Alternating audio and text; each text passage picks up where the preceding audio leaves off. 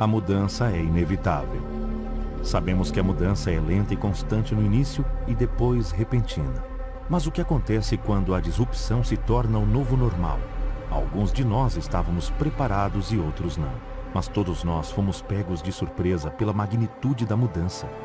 Toda falha é falha na adaptação. Adaptabilidade e ação criam oportunidades. O futuro do trabalho está aqui e chegou cedo. O trabalho não está mais confinado a espaços físicos atribuídos. Cada organização é uma mini-cidade em si, com soluções em cada ponto de contato, tentando maximizar a criatividade, imaginação e produtividade de uma força de trabalho constantemente empurrando os limites das possibilidades.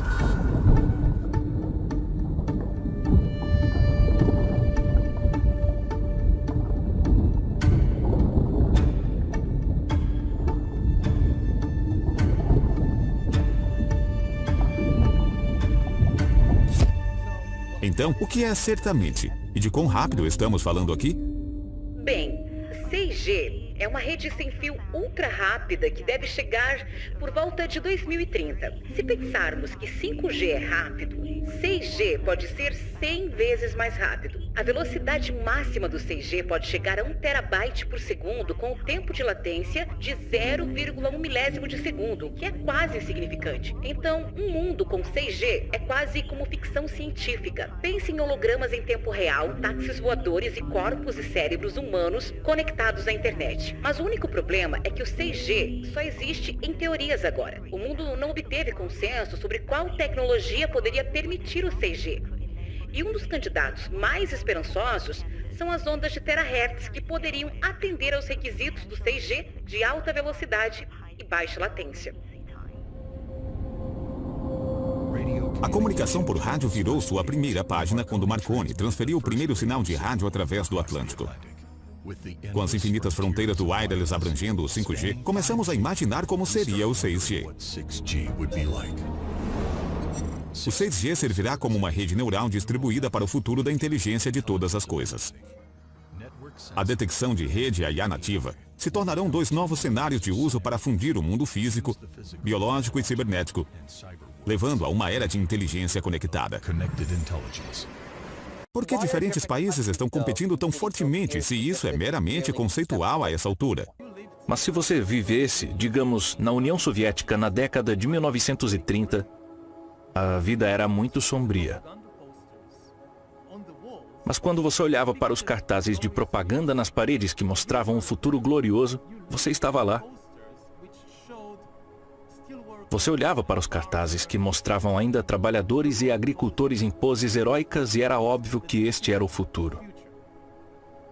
Agora, quando as pessoas olham para os posters nas paredes ou escutam podcasts, elas ouvem falar muito dessas grandes ideias e palavras sobre o aprendizado das máquinas, a engenharia genética, o blockchain e a globalização, e eles não estão lá.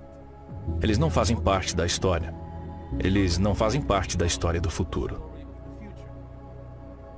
E eu acho que se eu, e novamente isso é uma hipótese, se eu tentar entender e me conectar ao profundo ressentimento das pessoas em muitos lugares ao redor do mundo, parte do que pode estar acontecendo lá é que essas pessoas, bem, é que elas estão certas em pensar que o futuro não precisa delas. Você tem todas essas pessoas inteligentes na Califórnia, em Nova York e em Pequim. E eles estão planejando esse futuro incrível com inteligência artificial e bioengenharia e conectividade global e outras coisas. E eles não precisam de mim. Então talvez se eles forem legais, eles vão jogar algumas migalhas no meu caminho como uma renda básica universal. Mas é muito pior psicologicamente sentir que você é inútil do que sentir que você é explorado.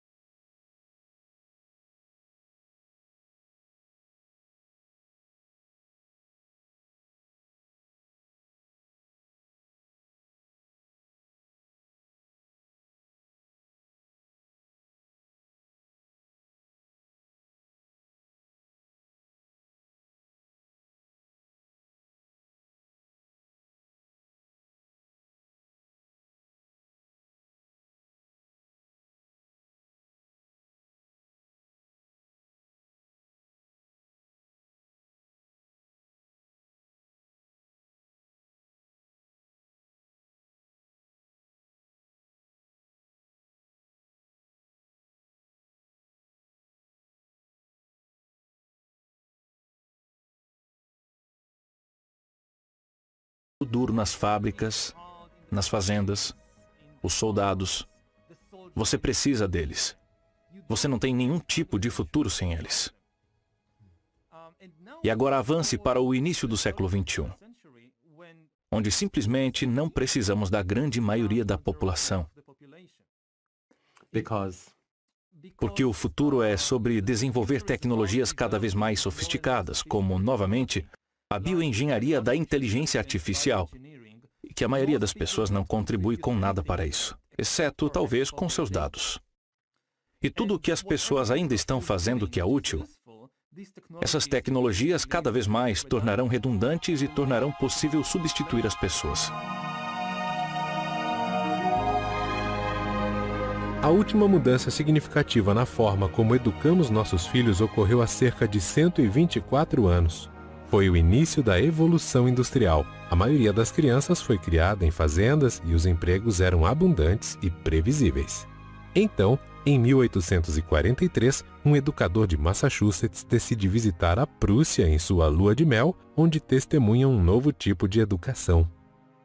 Até então, a educação consistia principalmente em pessoas inteligentes sentadas, conversando com outras pessoas inteligentes. Mas depois dos prussianos terem sido envergonhados nas guerras napoleônicas de 1800, esse prussiano decide instituir um novo tipo de educação para cada menino alemão de 7 a 14 anos. O que resulta em um exército mais apto, mais organizado e um exército mais obediente. Entre suas muitas reformas estava a ideia de dividir a instrução de acordo com a idade, habilidade e assunto. Por mais estranho que pareça hoje, isso nunca havia sido feito antes. Essa ideia de ensinar matemática em uma sala, ciências em outra sala e ainda habilidades linguísticas em outra era totalmente nova.